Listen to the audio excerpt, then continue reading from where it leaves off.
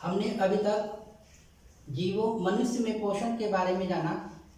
आइए अब हम देखते हैं जीवों में श्वसन रेस्पायरेशन कैसे होता है। आज हम इसके बारे में चर्चा करेंगे। जीवों में श्वसन रेस्पायरेशन।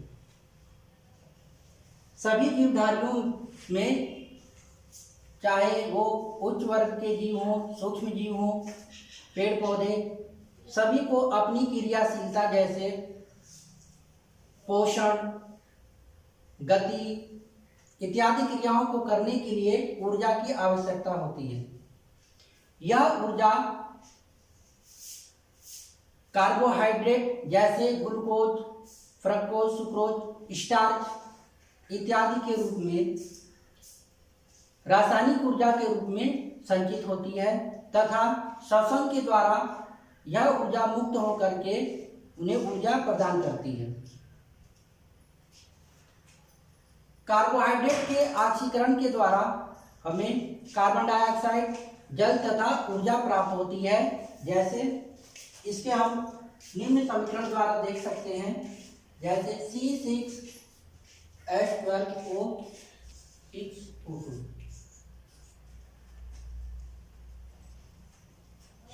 इस समीकरण से श्वसन को हम निम्न प्रकार परिभाषित कर सकते हैं कि श्वसन ऐसी ऑक्सीकरण क्रिया है जिसमें जीव कोशिकाओं में जटिल कार्बनिक पदार्थों के विघटन से जल तथा कार्बन डाइऑक्साइड का उत्पादन होता है तथा जैव प्रक्रियाओं को संपादित करने के लिए ऊर्जा मुक्त होती है।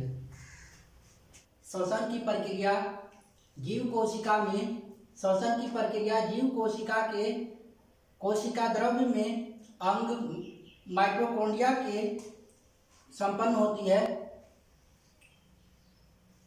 श्वसन में उत्पन्न ऊर्जा, श्वसन क्रिया में उत्पन्न ऊर्जा कोशिका में उपस्थित एडेनोसिन डाइफॉस्फेट के एडेनोसिन ट्राइफॉस्फेट में परिवर्तित होने से उसके अणु में संचित हो जाती है तथा जैव प्रक्रियाओं के संपादन के समय जीवधारी में उपयुक्त समय तथा स्थान के समय यह ऊर्जा उपलब्ध हो जाती है और एटीपी पुनः एडीपी में बदल। नंबर 1, अनाक्षी श्वसन।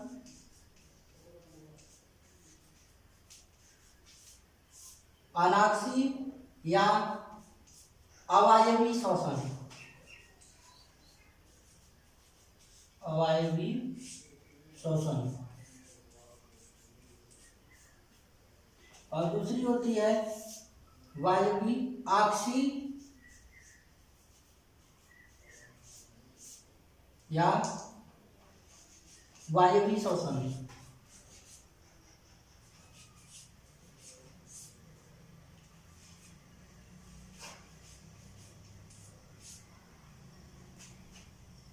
अनाक्षी या अवायवी श्वसन एनारोबिक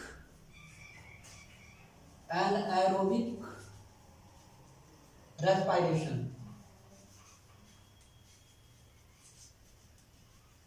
और इसे कहते हैं एरोबिक।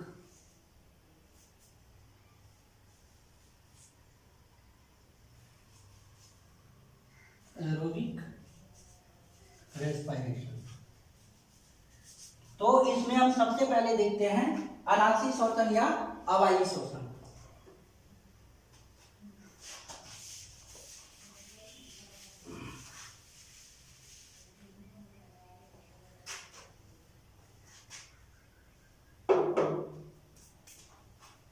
अनाक्षी या अवायवी श्वसन एनारोबिक रेस्पायरेशन।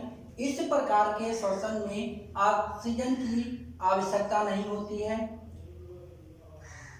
यह उच्च वर्ग के पौधों के ऊतकों, अंकुरित होते बीजों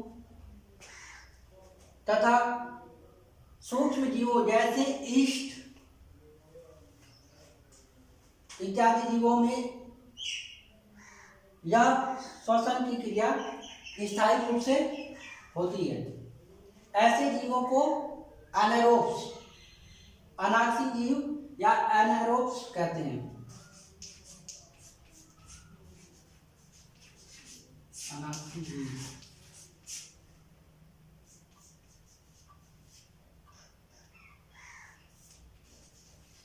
एनारोब्स। अनाक्षी श्वसन में खाद्य पदार्थ ग्लूकोज का अपूर्ण ऑक्सीकरण होता है, जिसके पश्चात इथेनॉल या अल्कोहल या कार्बन डाइऑक्साइड तथा ऊर्जा मुक्त होती है। इसे हम निम्न प्रकार से लिख सकते हैं।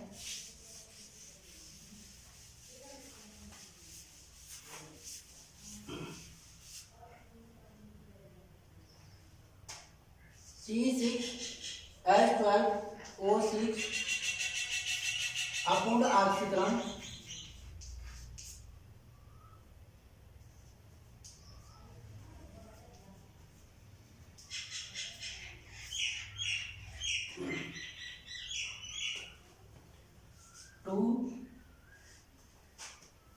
C6H12O6 2C2H5OH plus CO2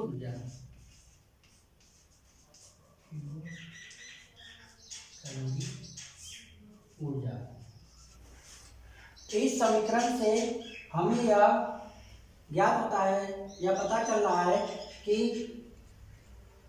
अनाक्षी श्वसन से उत्पन्न ऊर्जा की मात्रा बहुत कम होती है। इस प्रक्रिया में कुछ अन्य पदार्थ भी बनते हैं, जैसे जिसमें लैक्टिक एसिड मुख्य है। हमारी मांसपेशियों में भी, हमारे शरीर की मांसपेशियों में भी अनाक्षी श्वसन होता है। जब हम तीव्र दर से कार्य करते हैं तो हमारे शरीर की मांसपेशियों में भी अनाक्षी श्वसन होता है। जब हम बहुत तीव्र दर से या तेज गति से कार्य करते हैं तो जब हम तीव्र गति से कार्य करते हैं तो श्वसन की क्रिया के द्वारा ऑक्सीजन उपलब्ध नहीं हो पाती है, जिसके कारण मांसपेशियों में जो लैक्टिक एसिड उत्पन्न होकर के एकत्रित हो जाता है, उसी से हमें थकान का अनुभव होता है। इस क्रिया को दो चरणों में लिखा जा सकता है। नंबर 1 यहाँ देखते हैं, ग्लूकोज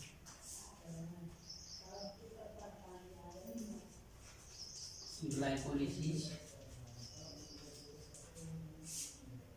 पायरुविक एसिड,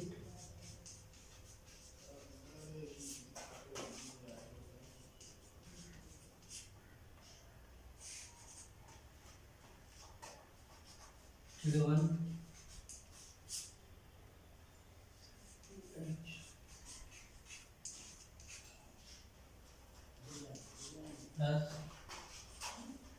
प्लस ऊर्जा। चरण में ग्लूकोज के विघटन से पायरुविक एसिड बनता है, जिसे हम ग्लाइकोलिसिस की क्रिया ग्लाइकोलिसिस कहते हैं। दूसरे चरण में पायरुविक एसिड का ऑक्सीकरण होता है। ऑक्सीजन की अनुपस्थिति में ऑक्सीकरण होता है, जिसके उपरांत एथिल अल्कोहल, कार्बन डाइऑक्साइड तथा ऊर्जा मुक्त होती है। इस क्रिया को किण्वन अभिक्रिया कहते हैं।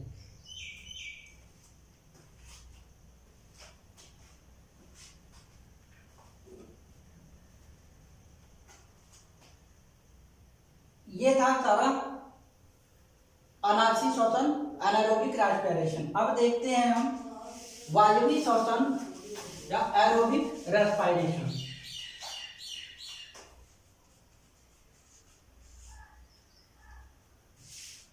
Oxy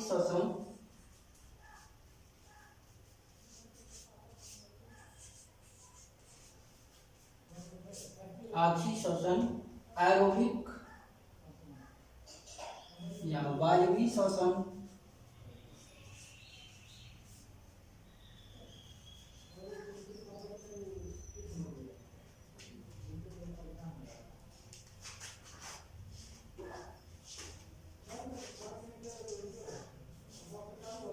aerobic respiration.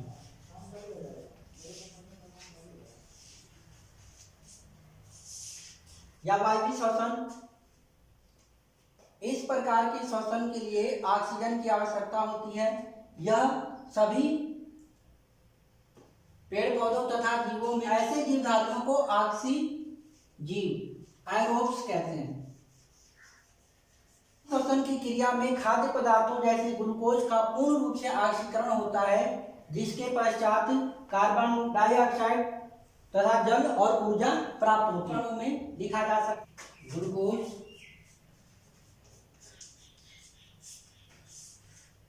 Glycolysis,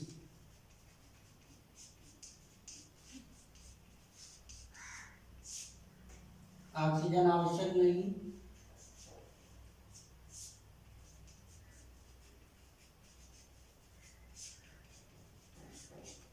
pyruvic acid,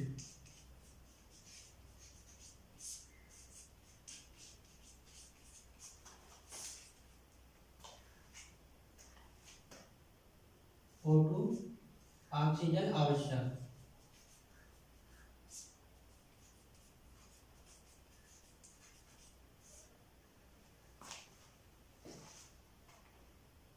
CO2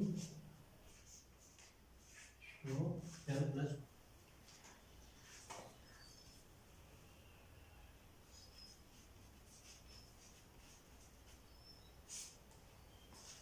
glucose के विघटन से पायरुविक एसिड बनने तक की क्रिया दोनों प्रकार के जीव श्वसन में एक जैसी होती है। ग्लूकोज के विघटन से पायरुविक एसिड बनने तक की क्रिया दोनों प्रकार के श्वसन का प्रथम चरण होता है। इसके पश्चात यदि ऑक्सीजन उपलब्ध है तो कार्बन डाइऑक्साइड तथा जल तथा ऊर्जा प्राप्त होती है, और यदि ऑक्सीजन अनुपलब्ध है, अनुपस्थिति है, तो अनाक्षी श्वसन के द्वारा इथेनॉल यानी कि एथिल अल्कोहल तथा कार्बन डाइऑक्साइड और ऊर्जा प्राप्त होती है। ऑक्सी श्वसन में 1 मोल ग्लूकोज यानी कि 180 ग्राम के ऑक्सीकरण से 673 किलो कैलोरी लगभग 160 किलो जूल ऊर्जा प्राप्त होती है, जबकि अनाक्षी श्वसन के उतने ही मोल के अपूर्ण ऑक्सीकरण से 28 किलो कैलोरी यानी कि 6.8 किलो कैलोरी जूल ऊर्जा प्राप्त होती है। श्वसन की यह क्रिया कोशिका द्रव्य तथा कोशिका द्रव्य के माइटोकॉन्ड्रिया ऑर्गन्स में संपन्न होती है। तो स्टूडेंट्स, ये था रेस्पिरेटरी श्वसन, रेस्पिरेशन किसे कहते हैं और यह कितने प्रकार का होता है। नेक्स्ट पॉइंट में हम देखेंगे रेस्पिरेटरी सिस्टम।